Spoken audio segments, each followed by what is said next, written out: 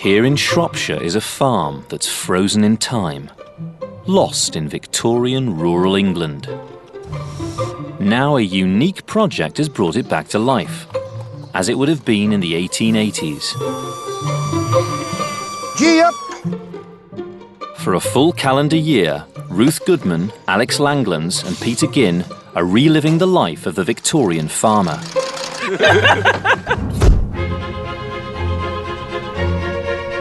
Eight months into the project, they've restored the derelict farmyard under the watchful eye of their landlord, Mr. Acton.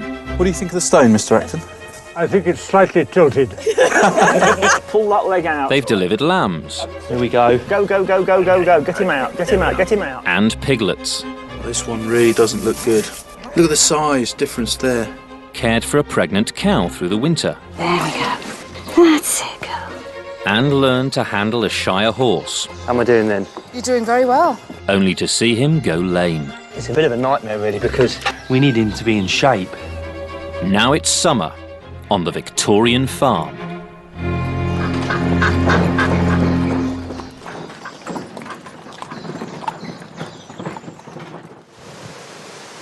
It's May.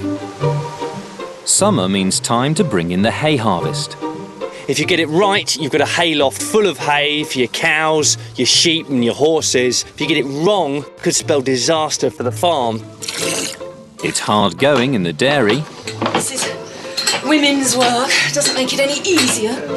And with the sheep. You just don't eat little holes into the skin. Alex takes up a risky new venture.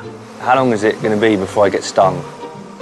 Long days mean more time for leisure, as the team explore what Victorian farmers did for fun. This is the most fantastic train. But as the weather turns, it becomes a race against time to save the hay from ruin. Get up! Get up!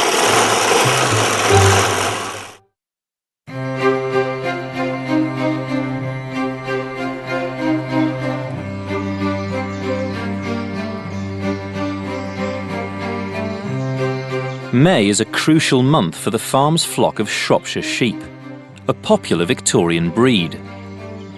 Having given birth to 16 lambs, the 10 sheep must now be shorn. Alex and Peter have asked sheep farmer Richard Spencer and professional shearer Keith Sessions to help out. The first objective here is to get the sheep from the covered area, where they've been sheltering from the rain overnight, and into the yard. Come! Juno, son! We come! Juno, push them on in then now. Come here. Come here, come here. All the gates are shut in this yard, aren't they, Peter? I believe so. The sheep are getting out. Where are they getting out? Go to the road. Oh dear. The sheep have smashed their way through a weak spot in the fence.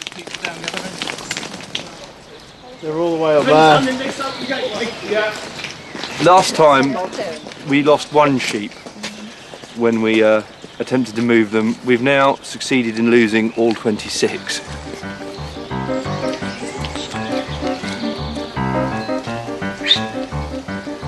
Four of the ewes are quickly found, but convincing them to return to the yard isn't going to be easy.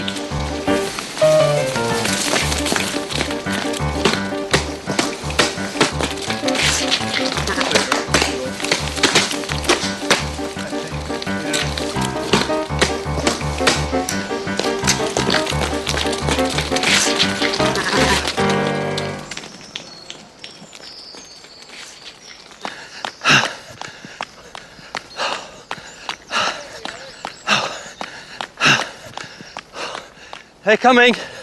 Alex and Richard have managed to track down the rest of the flock. I've just been told to get out of the road because they're pushing them up the lane. It's gone 12 now, and we've not even got the sheep in the farmyard. We're going backwards rather than forwards at the moment. Nothing seems to ever go to plan. Come on, forget-me-not. Over you go.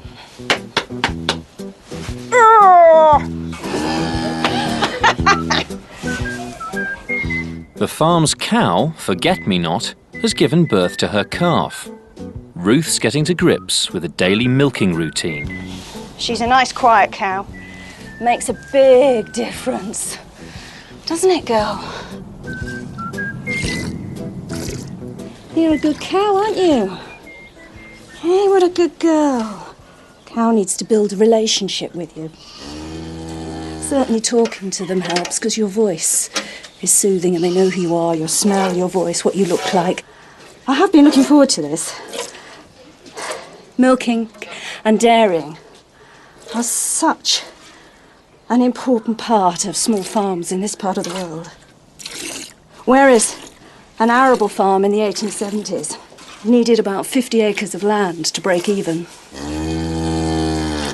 A small Shropshire dairy farm could manage with only 5 acres. You could pay your rent with the cheese money.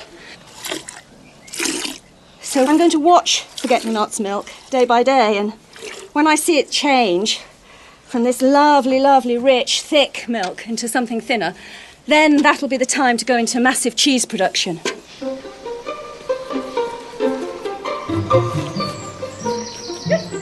The sheep have finally been rounded up. They're just coming around the corner now. Thank you very much. Ah, there you are. If there's anything good to come out of that, Alex, the sheep will be hot and sweaty, as well as me. Right. And it means that the wool will have risen, as we call it. It means basically that the oils and greases that are naturally there in the fleece, Yeah. they'll be hot. And it'll make shearing that much easier. The fleece will tend to peel off rather than have to be, you know, Right. peeled off with a lot of effort. Right, so Come off easily. so letting them break out of the stackyard and run a couple of miles was actually good for them. Wasn't good for me, but it was good for the sheep, yeah. In the farmyard, it's time to get to work. In the early 19th century, sheep were sheared with clippers. But by the 1870s, shearing machines were being developed. Right, you ready to start?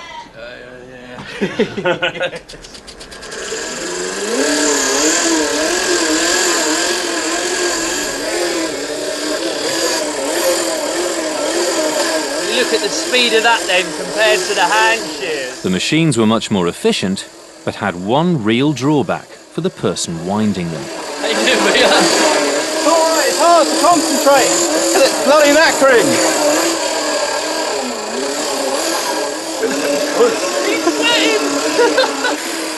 There we are, she's done. And he's done. One down, 9 to go. As Keith's son takes over the winding, Peter brings out a time-saving device invented by the team's landlord, Mr. Acton. Aha! What a wind-up. Mr. Acton got tired of having people hand cranking with his old machines, so he rigged up the mechanism onto this 1950s rally treader. I like the footwork, Alex. This time, it's Alex's turn to shear. Give me some power then, Peter.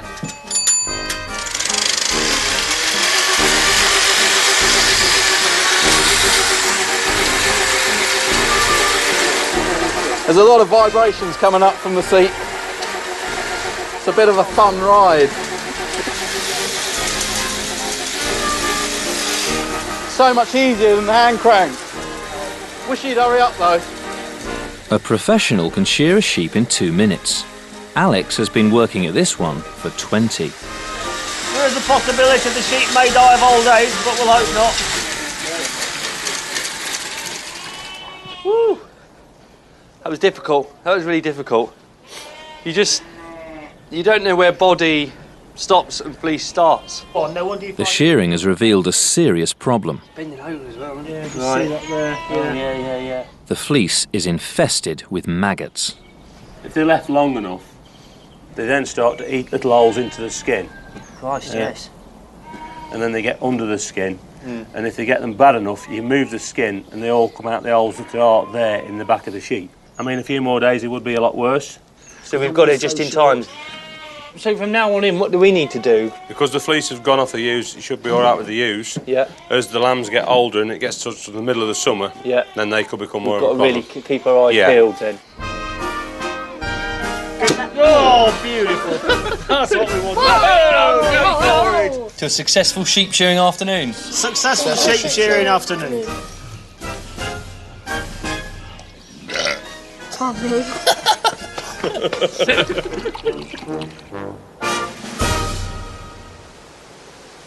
The hay harvest is the biggest job of early summer.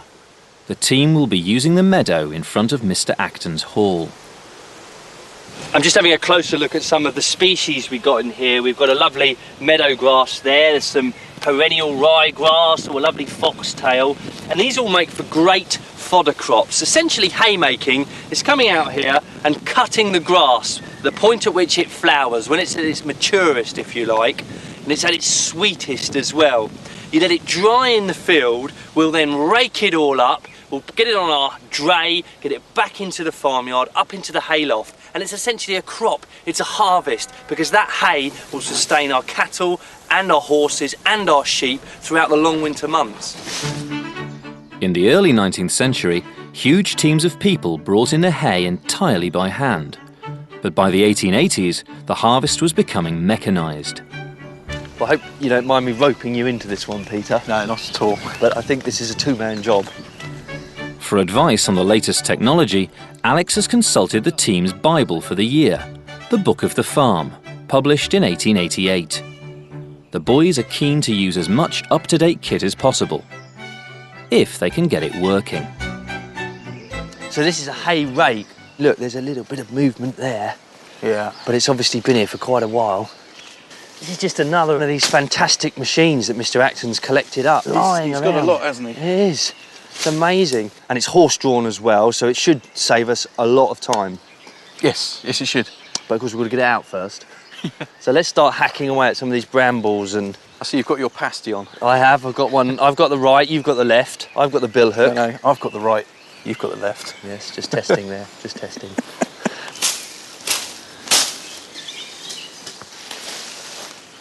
It's always good to have my beast of burden with me. I like to get Peter to do the lifting and the pulling and the... You enjoy it though, don't you, Peter? You see, sitting on there. Is it quite light? Yeah. That's actually one of the lightest vehicles we've got. I should imagine the weight's going to be when you drop it. So you sit up. So if I sit up there, take the pasties. The bin on the floor. So I sit up here. Mind yourself on that. That looks quite vicious. It does, doesn't it? It's quite pronounced there at the front. It's a bit damp, actually. OK, so you be the horse. Yes. You ready? I'll be the haymaster. Right. Whoa. So, right. Beautiful Victorian engineering at its best. So we're going along. I pull this lever, and I can't. Does it push forward? Yeah. Try pushing it all the way forward. Oh, I can't. It's seized, I think. Try undoing the wing nut. Ah. Right, that's the problem then. Slide that. Yeah. And bang, there goes the rake. And it's in. So I'm dragging the rake along the ground. Hay's catching in it. I collect all the hay up. It's getting really heavy. It's got full. I get in line with my windrow and I lift the rake, drop the hay. And we turn around. Drop the rake again. Yeah. Brilliant. Whoa! Stand boy, stand boy. Good boy. Before the hard work of the harvest begins, Peter's making good use of his remaining free time. I think it's undisputable that summer has finally arrived on the farm. So we've been thinking cricket match. But for a cricket match, we're going to need a cricket bat. And I've dug out this catalogue of H.J. Gray & Sons. They're a Victorian company that are still operating and making cricket bats today. Cricket bat making was quite an important rural craft. However, I am pretty ignorant of how a cricket bat's made. So I'm going to go to the factory and I'm going to find out. H.J. Gray & Sons is now the famous company Gray Nichols, whose bats are used all over the world. The laws of cricket state that bats must be made from wood, and for hundreds of years, English willow has been a popular choice. Grey Nichols grows and processes its own.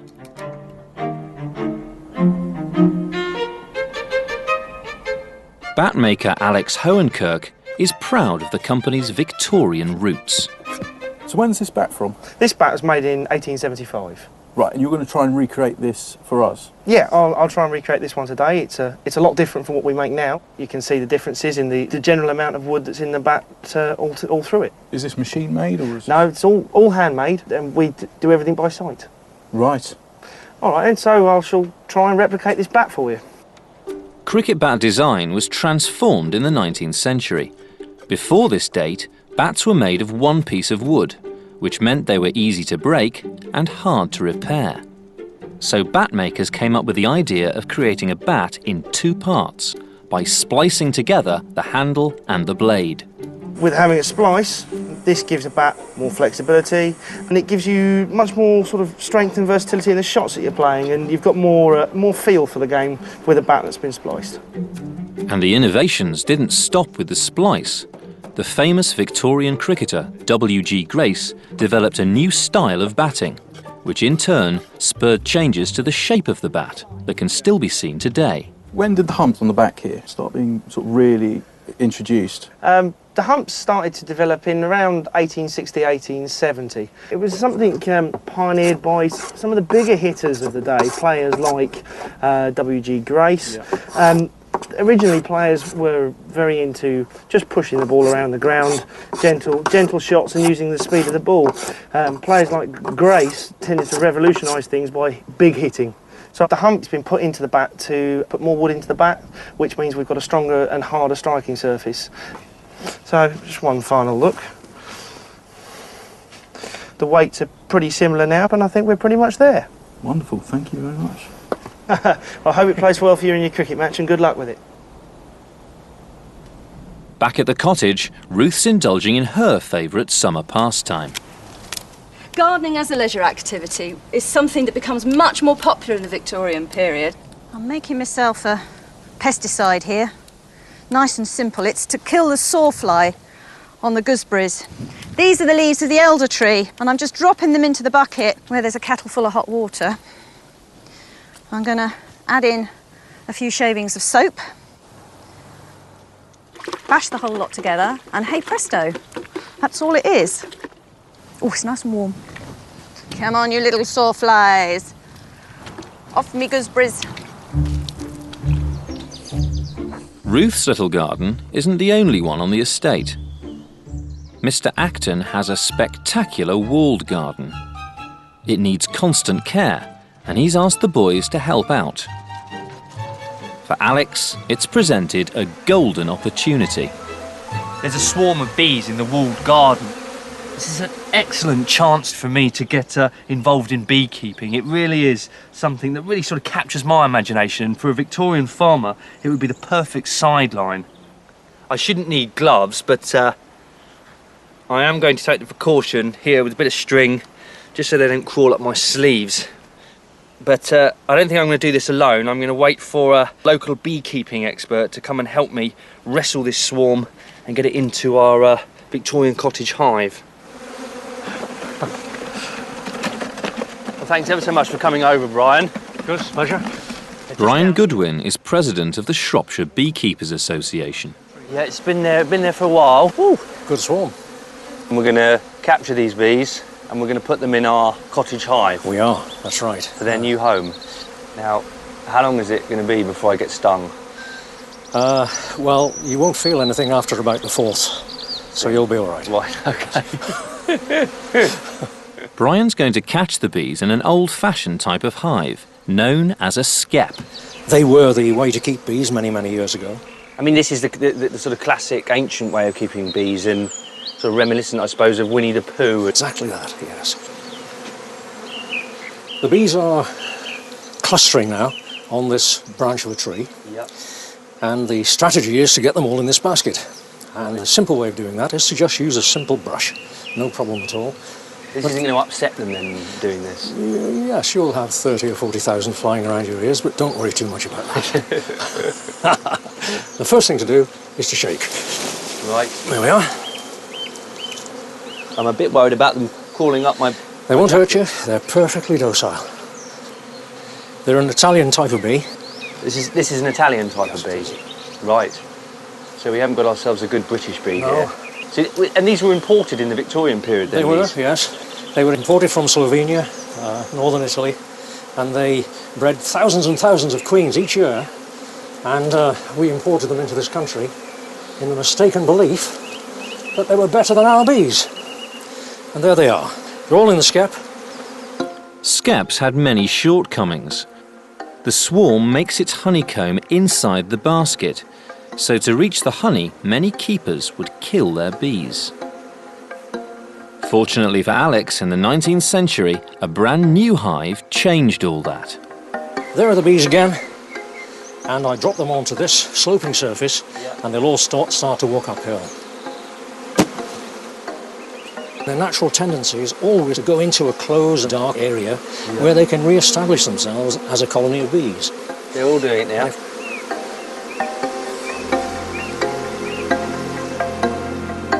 The modern beehive was created in 1851 by an American named Lorenzo Langstroth. He based his design on an amazing observation.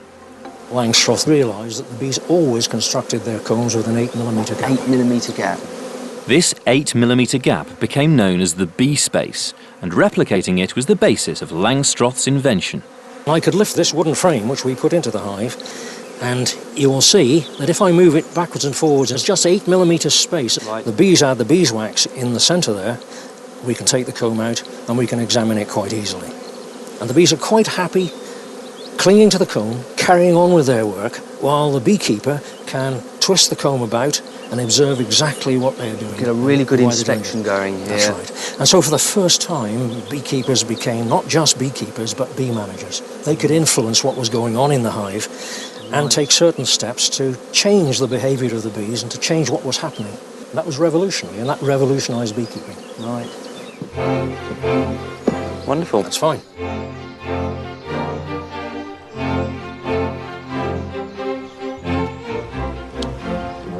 It's the day of the cricket match.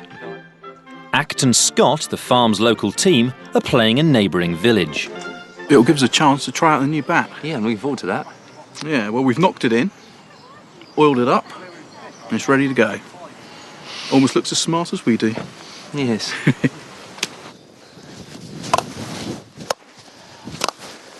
And again! It's a nice bat, Peter. It's working beautifully. I don't claim to be a sports fan. I think I'm just here to eat the sandwiches and have a nice sit down. There's so many people. I was hoping somebody else would bring some food as well, but never mind. It'll probably all disappear in about 10 seconds flat. I won't be here for very long. One ball. Oh, split my trousers. Go on!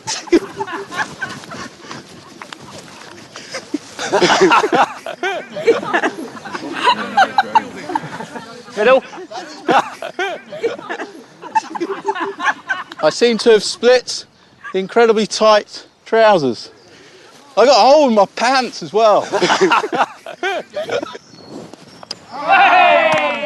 Oh, thank God. I really want to be back out there batting. You do? Yeah, I think with a better pair of trousers, right, I could have stayed in a bit longer.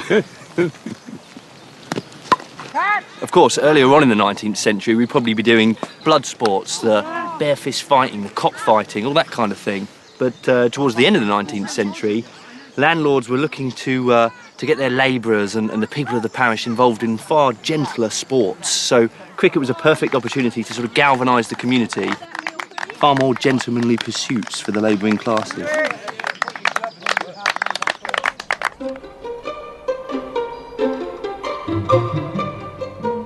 As June begins, preparations for the hay harvest are in full swing.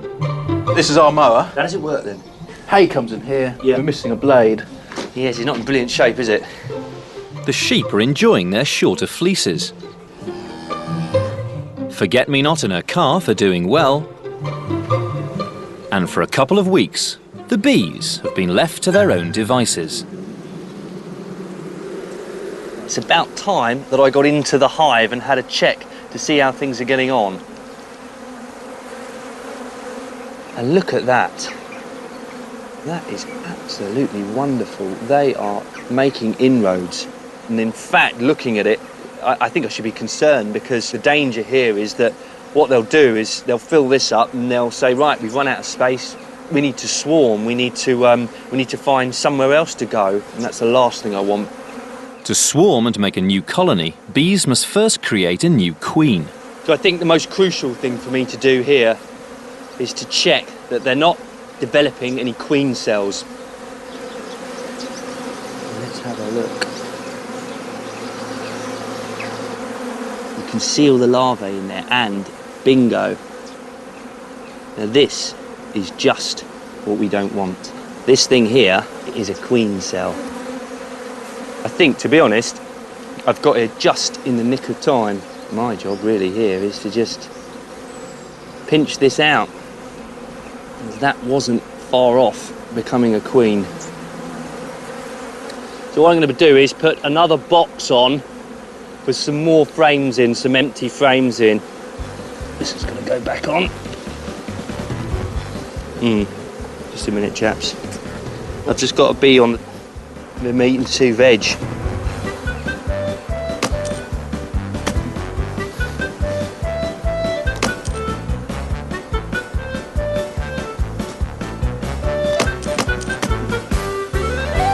Don't want them getting in there. So, I think I've taken the necessary steps to avoid swarming. So, let's get the lid on. And it clearly won't be long now before we can start to extract some honey.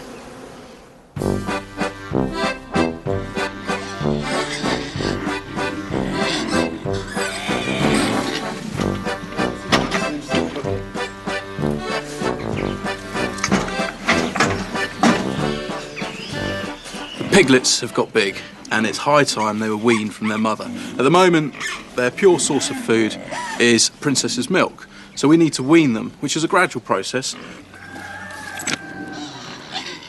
There's a picture of a ring pig's trough in Book of the Farm, and we've got a very similar design pig trough. And basically, it creates segments, so when the piglets feed, they've each got their own little compartment, which I suppose mirrors the fact that they each have their own teats that they will take milk from Princess from.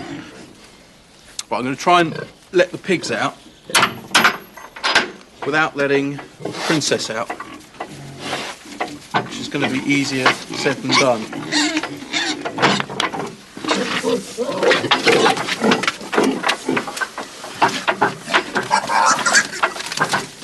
Done it the other way around.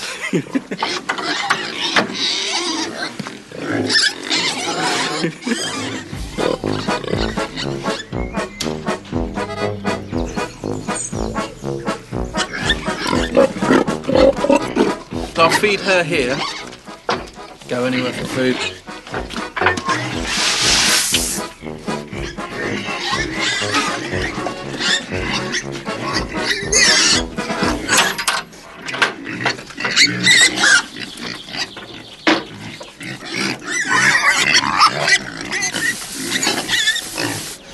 There you go. It appears on the surface of things to be moderately successful. Rearing these guys has been a lot of work, but it's been such a fun time, and I'm immensely proud. Certainly of the ones that are feeding from the feeder. Not so much of the ones with the heads in the bucket, but it's been great. Out of all the animals on the farm, I think the pigs are the ones I'm going to miss the most. It's going to be quite a wrench, actually. And once they're fully weaned, some you'll keep and some you'll kill. Shh, don't tell them.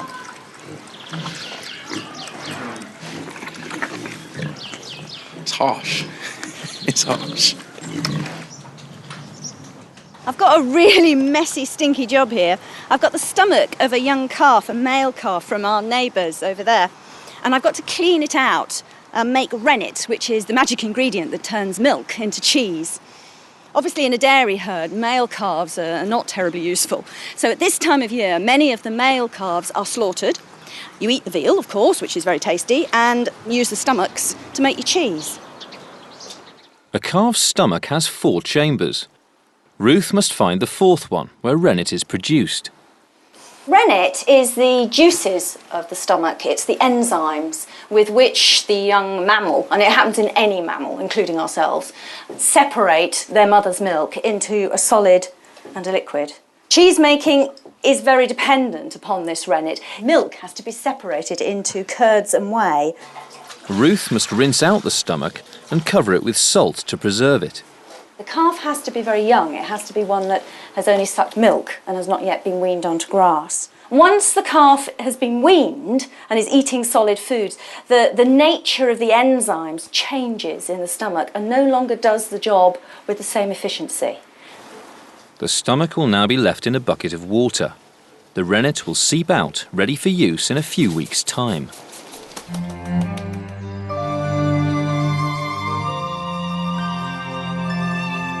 The hayfield is growing well, but preparations for the harvest have hit a snag. Clumper, the farm's Shire horse, has an ongoing problem with his hoof. Since most of the machinery is horse-drawn, this is a real cause for concern. No. Alex is seeking the advice of a modern vet, and as an extra measure, he's trying out a traditional homemade remedy. I'm going to make a balm here for Clumper's foot. It's going to be a comfrey balm. So this is comfrey root the comfrey plant. Let's give it a really good breaking up. And the idea with comfrey is it's got this substance called allantoin in it. And what this stuff apparently does is it helps in cell proliferation. So the sores on his foot, hopefully I'll get the balm on there and it'll just help it heal over that much quicker. Alex must first heat the crushed root with some tallow fat. See how this is doing? Certainly very hot. Oh, look at that, yeah. That's done the trick, I think. Just let that strain through. So that's the base oil then. What I'm going to add now is the magic ingredient. This is some beeswax from the hive. So I'm just going to put this on the range. Really the beeswax, what it does is once it's been applied to the sore area, it'll stick, it'll hold the fat in and the fat will be holding in the vital ingredients. Right, this looks like it's melted down. Quite a nice smell. Not that I'm sure that Clumper will appreciate that. Right, that's well mixed in. So we'll take one of these receptacles. Okay, so it's simply a case of putting this on the cold stone in the pantry to cool and set. And as soon as it's done that, I can get it on Clumper's foot.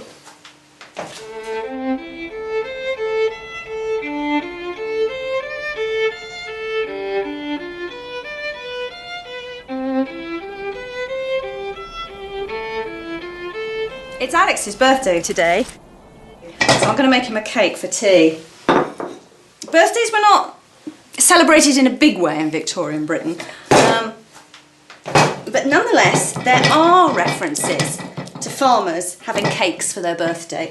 So I'm making a pound cake. It basically means a pound of every ingredient. Start with butter, and then I've got some sugar, so it'll be a pound of that. And there'll be a pound weight of eggs and a pound of flour in the cake as well. A pound of raisins and currants, and then, just to flavour it, a little pinch of spice.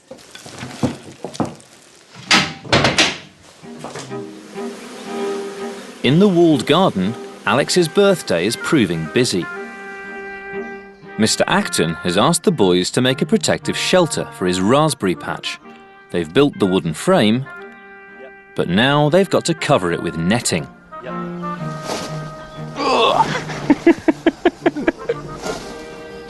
You're to a certain extent trying to defy physics with that one, Peter. Right, when you've finished goofing around up there, Peter, we can get on with some work. Wire netting became available after 1844, when Charles Barnard, an ironmonger, invented a machine to manufacture it. Barnard was a farmer's son and knew there'd be huge demand for a product that kept predators off livestock and plants. Now, do you think leave the overhang like that at the front, yeah? Yes. Yeah. What about here, though? We won't be able to open the door. Ah, I was wondering who'd be the first to spot that one. We could always open the door. What, and then you want to cut round it? No, you're right. Let's go. Good suggestion, though, Peter.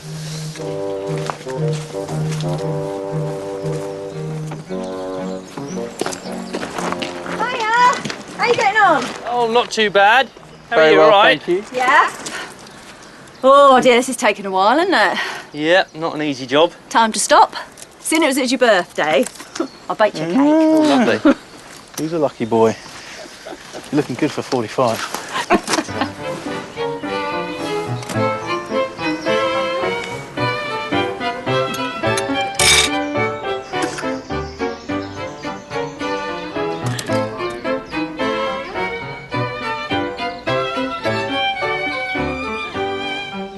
Of course, we can't sing you happy birthday, and we can't even say happy birthday. It's an American idea. It doesn't come into Britain until quite a lot later.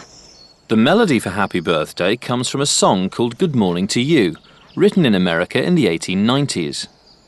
The famous lyric itself didn't appear in print until 1924.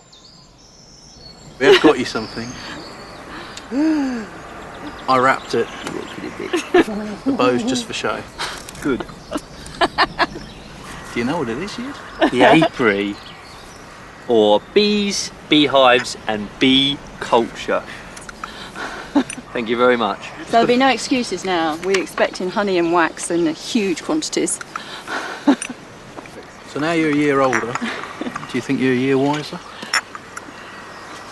Certainly when it comes to beekeeping, I think I'm going to be. So if we can't say happy birthday to you then, I don't know, many happy returns? Yeah. Well, here's to another year. Congratulations for surviving this long. Thank you ever so much for my book and the cake. It was lovely.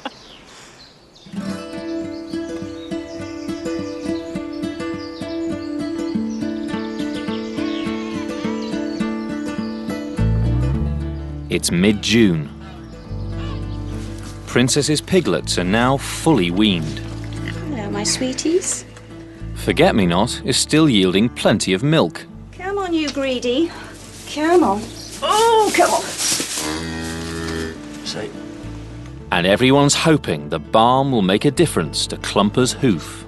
stand. Come on, stand still, boy. All eyes are now turning to the hayfield and the weather.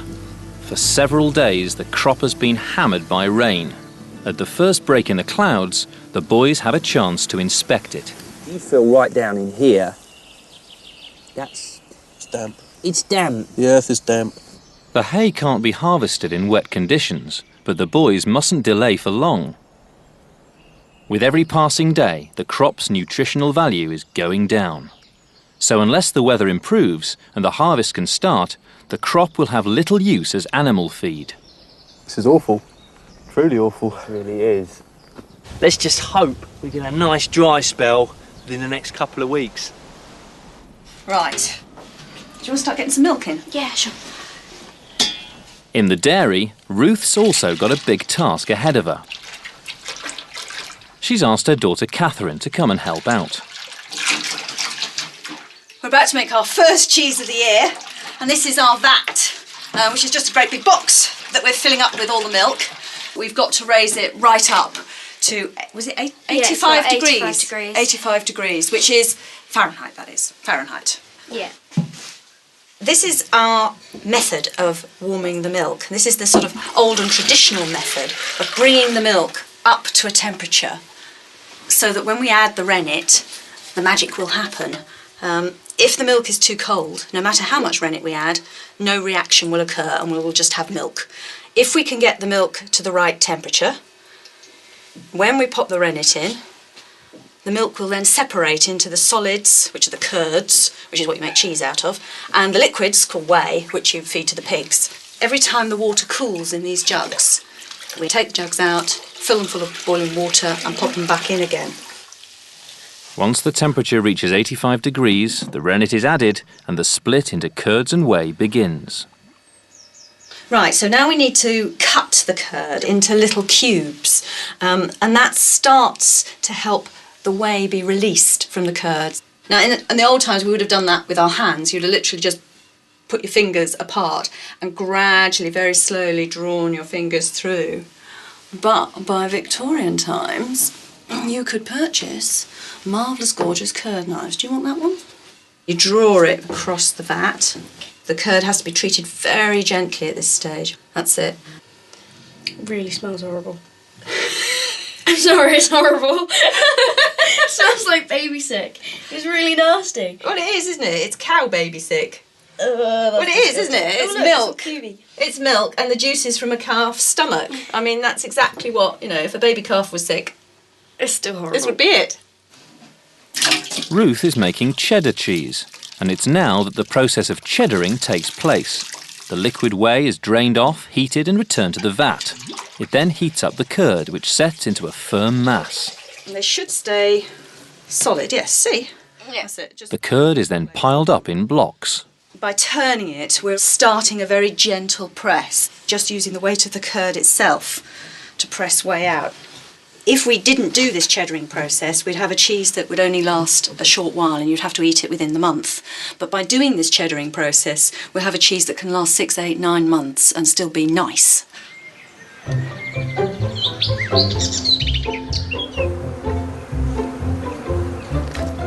Well, thanks for coming down again, Brian. Alex has asked beekeeper Brian Goodwin to help with one final task. Well, it wasn't a job I felt I could do myself, to be honest.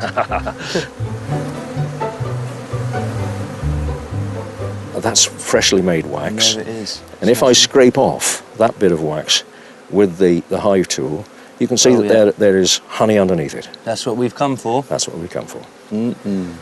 The first step in extracting the honey is to get the bees off the comb. You can see that this comb's got rather a lot of bees on it. They're very quiet at the moment, and when I shake them off into the box, you'll find that they become rather more agitated. And this is the time that you've got to beware of them. So they don't like me doing this.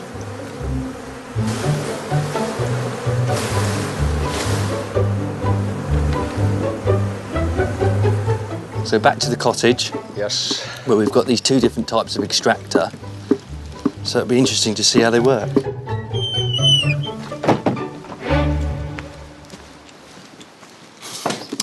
Right. First, the beeswax must be removed from the comb in a process called uncapping. And it's a slicing action that gets it off fairly easily across the comb. And these are traditional honey knives, are they? They are. These are what are called Bingham honey knives, made in the 1880s, 1890s. Then it's time to bring out the extractor. Well, you put the frame inside the extractor, resting against the wire grid, which supports it when it's revolving at high speed. Right, there we go. The faster you turn it, the faster the honey will be flung out by centrifugal force against the metal container. But the higher the risk then of it skidding off. Right, there we go. I think I've got it. The idea of using centrifugal force to extract honey was hit upon in 1865 by Italian army major Francesco de Hruška. This requires quite a high level of concentration, this. Legend has it, Hruška came up with the idea after seeing his son playing with a basket of honeycomb. The boy whirled the basket in the air and his father noticed a few drops of honey come out. Have a look in there.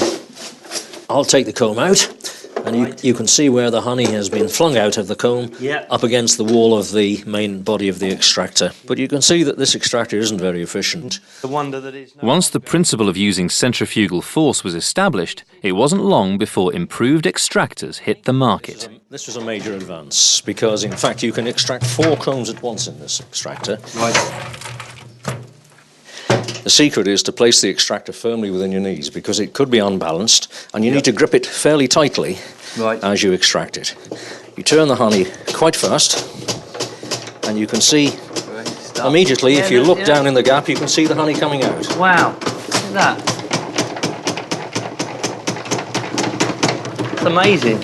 When I was a lad, I used to sit in the kitchen alongside my father. Did you? He would be uncapping the combs, and I would be turning the handle furiously. And that was my job. Right, here we go, the moment Here we of go. truth. Wow. And you can get that golden liquid coming out. Look at that. This is a dream come true, Brian, this is for me. Is it? Yeah, to see this. Just about. And we tip it back now, ready to close the gate valve. That's it. That's absolutely amazing. Look at that.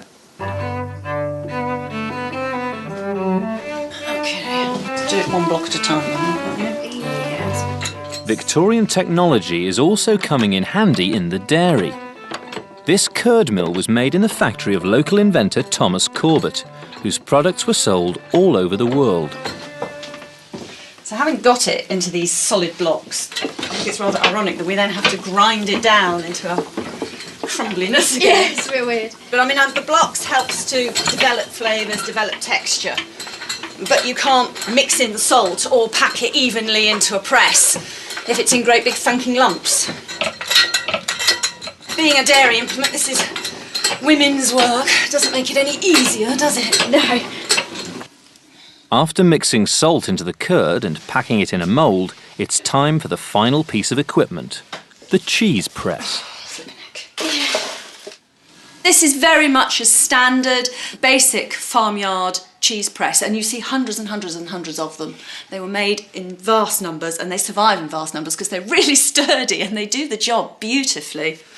The pressure gauge is really rather useful. Just want it so that the whey will run.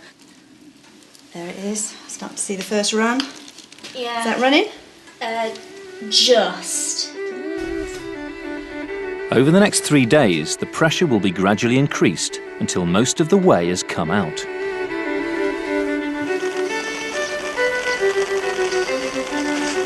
It's still raining and the hay still can't be cut. With every day that goes by, the crop is losing nutritional value.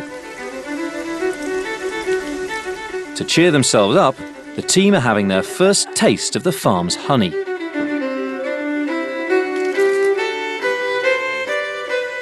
That is absolutely stunning. It's so good. It's so alive, isn't it?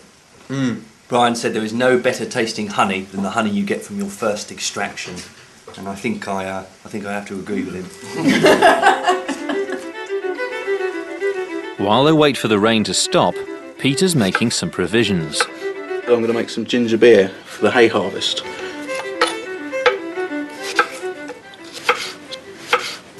This is the family sable, Ruth's book, that she's given to me, with the best ginger beer recipe in it. It's white sugar, lemon juice, honey, ginger, which we've got, water, and then it's just basically boil it up, mix in all the rest of the stuff, and then add some yeast and leave it. It's a pretty simple recipe, which is lucky because I've never done this before.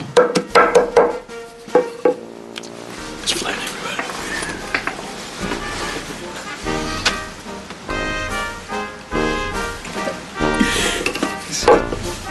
That, I would say, is bruised ginger. This is honey that Alex has given me, so hopefully it's going to give it a nice flavour. Never been one for exact guidelines.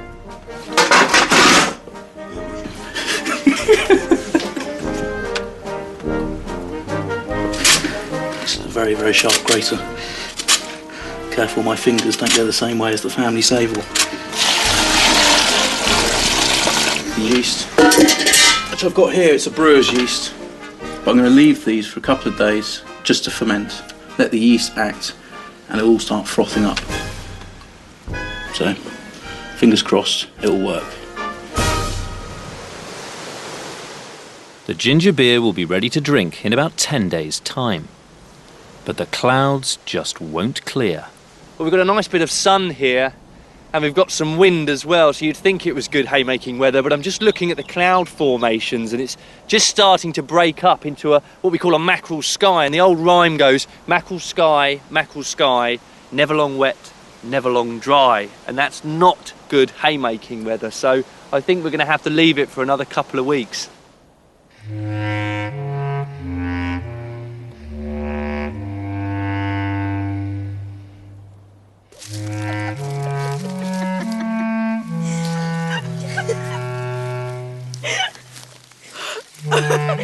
It's Midsummer's Eve, a night that in Victorian rural folklore held powerful meaning.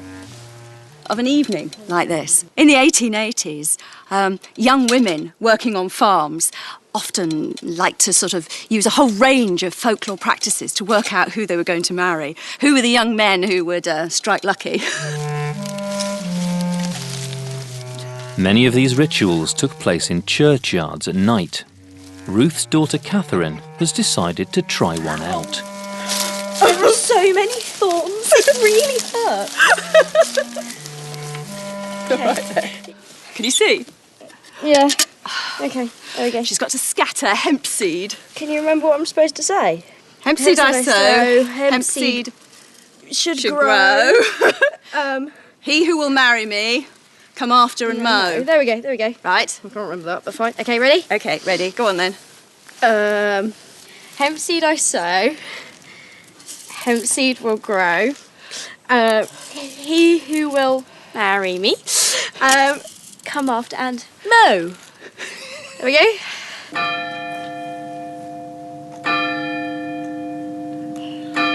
What's supposed to happen now? He's supposed to appear like a ghost. You seen I a ghost? don't think it's worked. Which young man had you in mind? No one. Really? Really, no one Really, at all. no one at all? No one at No all. one at all. No little prospective, No, not at all. Not in the slightest. Well, you might dream him, you know. Might come as an apparition in your dreams. That's even more creepy, okay? I just have to say, that is hugely creepy. Back at the farm, the cheese has been pressed. While the unsettled weather continues, the team are taking a trip to explore one final piece of Victorian dairy technology. Oh, doesn't that look magnificent? That is the future, Ruth. It is the future. It is the future. From the 1840s onwards, the railways opened up a crucial new market for dairy farmers. For the first time ever, fresh milk could be sent in bulk from the countryside to the town. Beautiful. Oh, and the carriages too. Look at that. Right, and this is where our milk goes. Right, okay. Oh, God. To get a flavour of this breakthrough, the teams come to the Tallyllyn Railway in Wales, one of the few railways still preserved as it was in the 19th century. Okay. Should we have a ride? Yeah, let's get on for a ride. Oh, so we're looking forward to this. Well, I'll see you at the next station. Are you going? Green flag. All right, we'll go.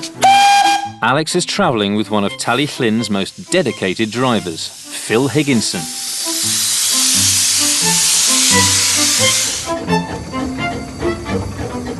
Well, this is the way to travel. It's got all its original locomotives and rolling stock. Right. So we're on an original train. I mean, We're on a time capsule from the 1860s. and you think about it, I mean, these engines have gone back and forth on this bit of line since 1865. Imagine it back in the 1860s when it was the cutting edge of, you know, of engineering. This was high tech. This was like when the internet arrived and broadband at your house. Yeah. I mean, This is the most fantastic train, isn't it? It is indeed, yes. If you think about the development in the railways within Queen Victoria's lifetime, in 1830, the speed world record for a steam train is 30 miles an hour. Yeah. In 1895, it's 90 miles an hour. And it's so much more network than there is nowadays in modern Britain. I mean, it's something like 4 times as many stations in 1880 as there are in the 21st century. I mean, these things, they absolutely revolutionised dairy farming. The whole production of raw milk going into cities and towns, where before it would have gone off before you got there. But now, you know, you can get your churns to a station. Yeah, and it's away. Away, off you go, quickly. Arrives in a brilliant state, sellable, straight off. The rocking might turn it to butter.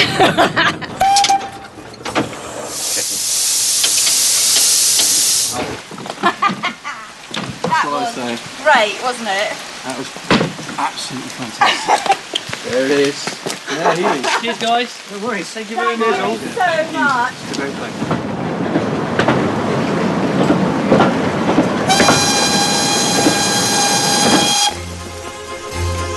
Back on the farm, the weather is worse than ever, and the hay is now in real jeopardy.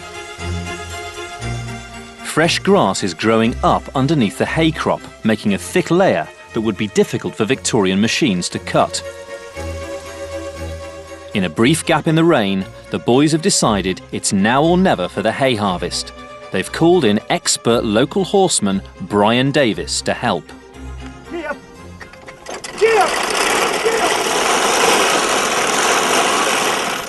Just not cutting, is it? No, it's not. It's so thick, isn't it? Try again, Brian. Come on. I'm really feeling for Alex at the moment. He was so up for this. He's put so much effort into it, and it's just not working. It's so thick and so wet as well. It's like soapy. It's what's called soapy. I mean, look, Peter's wringing it out there. Look at that. Wringing it out. To become hay, the grass must be able to dry in the field. But this grass is so wet, it's more likely to rot away instead. It's like a carpet, isn't it? Shag pile. For a Victorian farmer, this would have been disastrous. A failed hay crop would leave him with nothing to feed his animals over winter. So the boys aren't quitting. Give it a few more tries, maybe, Brian. Back! Back! Back! Back!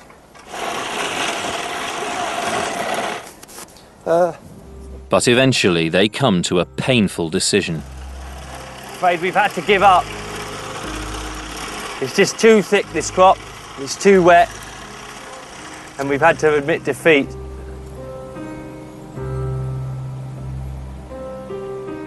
In this situation, the Victorian farmer would have had to buy in his hay for the coming months.